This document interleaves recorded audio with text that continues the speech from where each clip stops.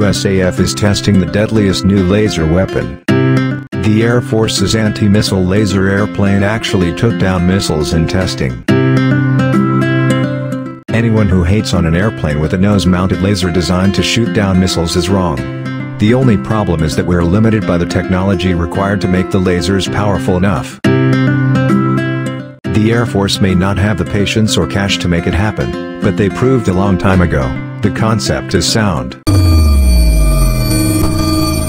Ahead of putting experimental directed energy weapons onto its fighter jets, the U.S. Air Force is testing how these systems will operate at high speed and high altitude, by trialing them in wind tunnels, equipping fighters with directed energy, ORDA, weapons,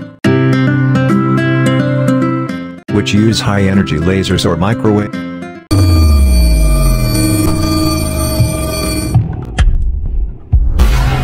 The Air Force has announced that recent systems tests have taken place in the 4-foot transonic wind tunnel, or 4D, belonging to the Aerodynamics branch of Arnold Engineering Development Complex, AEDC, at Arnold Air Force Base, Tennessee.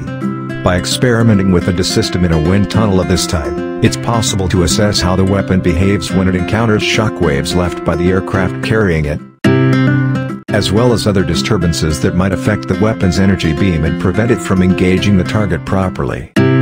With both the Shield Pod and the MDA's efforts to develop an airborne missile defense laser apparently fault.